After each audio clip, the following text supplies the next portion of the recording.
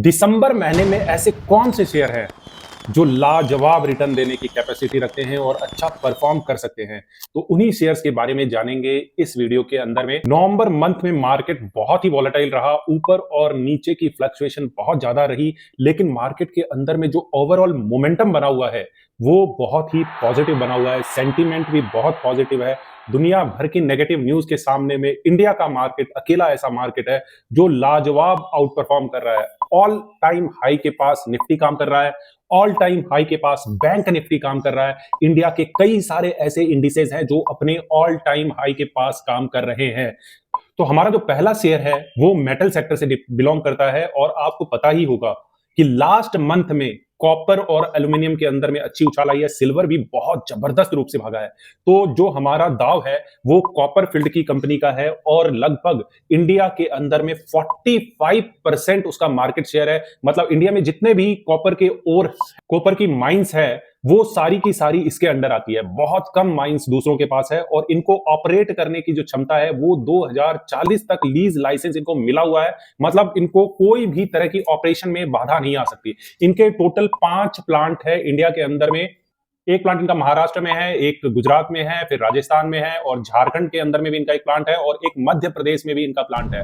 और विदेश में भी ये काम करती है। लगभग 7% का एक्सपोर्ट इनका होता है और बाकी 93% कंजप्शन इंडिया के अंदर ही हो जाती है। बहुत पुरानी कंपनी है। 1967 में ये कंपनी स्टैब्लिश हुई थी और ये वर्टिकली इंटीग्रेटेड है। मतलब प्रोडक्ट जो माइनिंग करने से लेकर प्रोडक्ट का फाइनल फॉर्म तैयार करने तक ये अपनी पूरी जान झोंक देती है और सारा का सारा काम खुद करती है। और इसकी नेट प्रॉफिट मार्जिन लाजवाब है। लगभग 25% के आसपास इसकी नेट प्रॉफिट मार्जिन है, जो कि बहुत अच्छी मानी जा सकती है। और जिस हिसाब से अभी कॉपर के भाव बढ़े हैं हाल फिलहाल में, और सिल्वर और गोल्ड के तो पहले बढ़ चुके हैं, लेकिन अब जो ब्रेकआउट का टाइम है या जो प्राइस मूवमेंट का टाइम है वो कॉपर के अंदर में है और एल्यूमिनियम के अंदर में है। और कॉपर का जो प्राइस अगर मूव करता है थोड़ा सा भी ऊपर की तरफ, तो ये कंपनी सबसे ज्यादा बेनिफिशियल होने वाली है, ये कंपनी सबसे ज्यादा कमाने वाली है। तो वही कंपनी पे हम दाव खेल रहे हैं। 372 के आसपास इसका प्राइस है और लॉन्ग टर्म के हिसाब से भी, ये शॉर्ट टर्म के मतलब इस मंथ के हिसाब से तो है ही, लेकिन लॉन्ग टर्म के हिसाब से भी ये आउट परफॉर्म कर सकती है। बहुत ज्यादा कैपेसिटी है इसमें रिटर्न देने की और बहुत अच्छा रिटर्न देने की कैपेसिटी है।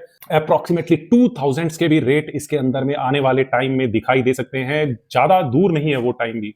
5 से 6 साल के अंदर में 2000 के रेट्स भी इसमें विजिबल हैं और आसानी से आ सकते हैं।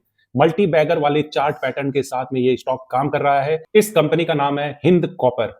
अब आ जाते हैं सेकंड स्टॉक के ऊपर में। हिंद कॉपर के साथ में आप और भी कई सारे स्टॉक हैं जिनको कंसीडर कर सकते हैं। मुझे जो सबसे ज्यादा पसंद है सेकंड नंबर का वो है नेशनल एल्यूमिनियम। नेल्को मुझे बहुत पसंद है। इसी सेक्टर के अंदर में वो एल्यूमिनियम के अंदर में काम करता है और कॉपर के अंदर में काम करता है हिंदुस्तान कॉपर। तो कॉपर पे मैं थोड़ा ज्यादा बुलिश हूं, एल्यूमिनियम पे भी बुलिश हूं, लेकिन कॉपर थोड़ा सा ज्यादा लग रहा है कि मूवमेंट आ सकती है। कमोडिटी की जो प्राइस है कॉपर के अंदर में ज्यादा तेजी से भाग सकती है, ऐसा मेरा मानना है। क्योंकि अभी क्या हो रहा है, गोल्ड और सिल्वर भाग गए, सिल्वर का अल्टरनेट कौन सा है, कॉपर। कॉपर भी भागेगा और एल्यूमिनियम भी भागेगा। तो ये सारे के सारे अल्टरनेट होने के कारण ये भी बहुत तेजी से भाग सकते हैं। इनमें भी बहुत सालों का कंसोलिडेशन है, बहुत सालों से कोई मूवमेंट नहीं आई है कॉपर के अंदर में और बहुत सालों से कोई मूवमेंट नहीं आई है एल्यूमिनियम के अंदर में। अगर इनमें मूवमेंट शुरू होती है तो बहुत तेजी से ये सबको उठा के ले जाएंगे। अब जान लेते हैं हमारा दूसरा शेयर। दूसरा शेयर हमारा फाइनेंशियल फील्ड के अंदर से है और फाइनेंशियल एनबीएफसी है ये, और बहुत सालों से काम कर रही है।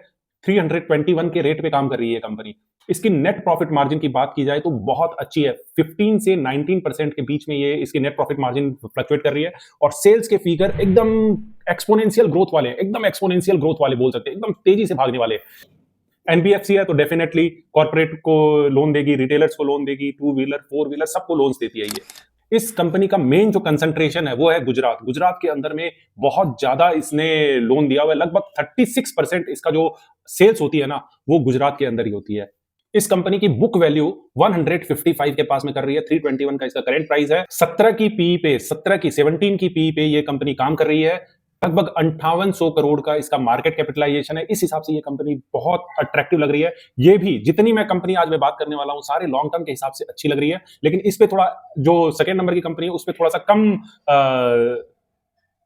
विश्वास है, क्योंकि छोटी कंपनी होने के कारण इस पे कम विश्वास है। तो सेकंड वाली कंपनी का हमारा नाम है मास फाइनेंशियल लिमिटेड, मास फाइनेंशियल सर्विस लिमिटेड। अब जान लेते हैं हमारी तीसरी कंपनी के बारे में। तीसरी कंपनी हमारी बेसिकली एक बैंकिंग सेक्टर से आती है। अभी क्या है, तो जो एनबीएफसीज है वो अच्छा परफॉर्म कर रही है, जैसे एलटीएफ ले लीजिए, और कई सारी बैंक्स है वो बहुत अच्छा काम कर रही है। एलटीएफ है, चोला फाइनेंस है, मुथूट फाइनेंस है, मन्नापुरम फाइनेंस है, लाजवाब परफॉर्मेंस है इनका। इसी हिसाब से मुझे लगता है ये वाली जो कंपनी मास फाइनेंशियल सर्विस, ये भी बहुत अच्छा परफॉर्म कर सकती है। अब दूसरी तीसरी कंपनी जो बात कर रहे हैं वो basically banking sector, core banking sector की कंपनी है। और अगर आप ध्यान दें तो प्राइवेट सेक्टर के बैंक्स बहुत जबरदस्त भागे हैं। पिछले महीने मैंने फेडरल बैंक बताया था, लाजवाब रिटर्न दिया उसने, 230 या 235 के आसपास बोला था, और वहां से लगभग 260 के लेवल उसने टच कर दिए हैं। और वो भी एफएनओ के अंदर में ट्रेड होने वाला स्टॉक है। इतनी बड़ी मूवमेंट उसके अंदर में आई है, तो समझ लीजिए कितना अच्छा मुनाफा बन सकता था अगर आपने एफएनओ के अंदर में ट्रेड किया होता। एफएनओ में बिल्कुल भी ट्रेड नहीं करना चाहिए मेरे हिसाब से। जितना एफएनओ से दूर रहेंगे उतना सेफ रहेंगे। इन्वेस्टमेंट के हिसाब से काम करना चाहिए। मुझे जो तीसरी कंपनी लगती है वो भी इन्वेस्टमेंट के हिसाब से, लॉन्ग टर्म इन्वेस्टमेंट के हिसाब से बहुत लाजवाब लगती है।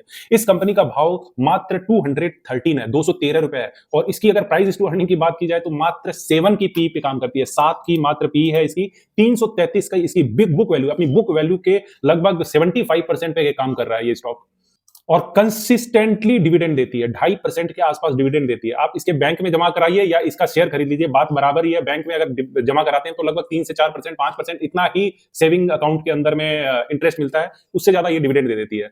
इसका मेन जो ड्रॉबैक है तो वो एक स्टेट के अंदर में ही लोकेटेड है, स्टेट के अंदर में ही सबसे ज्यादा काम करती है। लगभग 64% इसका जो कारोबार है वो कर्नाटका के अंदर में है, और बाकी 6% आपका महाराष्ट्र में है, और 6% लगभग तमिलनाडु के अंदर में है, 5% आंध्र प्रदेश के अंदर में है, तेलंगाना में लगभग 3% का कारोबार इसका है।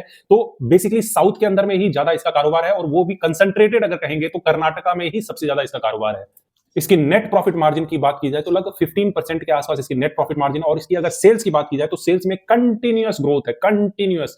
एक तरफा बोल सकते हैं एक्सपोनेंशियल जो ग्रोथ होती है ना, वो देखनी है तो इसका चार्ट देखना चाहिए सेल्स का, तो आपको समझ में आएगा कि एक्सपोनेंशियल ग्रोथ क्या होती है। एकदम कंटिन्यूअस इसका ग्रोथ है। और इसकी ब्रांचेज 900 के आसपास है, और इसे भी ये एक्सपोनेंशियल रूप से फैलाना चाह रही है, और बहुत तेजी से फैलाना चाह रही है। रिटेल के अंदर में इसका अच्छा कारोबार है, लगभग 47%, मतलब 50% के आसपास ये रिटेल में ही कारोबार करती है। और कॉर्पोरेट के अंदर में भी, लार्ज कॉर्पोरेट के अंदर में 26% काम करती है, और स्मॉल कॉर्पोरेट या फिर मीडियम साइज जो कॉर्पोरेट होते हैं उनके अंदर में लगभग 26% काम करती है।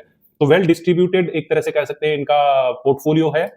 और बैलेंस शीट के अंदर में जो रिजर्व है ना, वो बहुत बुरी तरह से बढ़े, बहुत तेजी से भागे हैं इसके रिजर्व।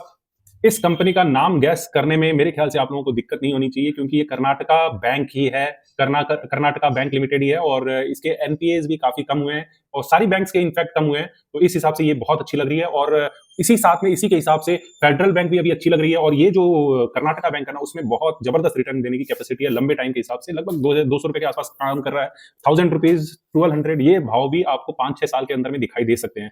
और शॉर्ट टर्म के हिसाब से, इस मंथ के हिसाब से जो तीनों स्टॉक मैंने बताए हैं उनमें जो स्टॉप लॉस रहेगा वो 7% का रहेगा, और जो टारगेट रहेगा वो लगभग 5% का पहला टारगेट रहेगा, 10% का दूसरा टारगेट रहेगा, और 20% के आसपास थर्ड टारगेट के हिसाब से काम किया जा सकता है लंबे टाइम के हिसाब से। लेकिन ये तीनों स्टॉक बताए हैं, सेकंड वाले स्टॉक पे थोड़ा सा कम कॉन्फिडेंस है, लेकिन पहले और तीसरे में बहुत ज्यादा कॉन्फिडेंस है मुझे। प्लीज लाइक, शेयर और सब्सक्राइब कीजिए ताकि इसी तरह का कंटेंट आपको और मिलता रहे।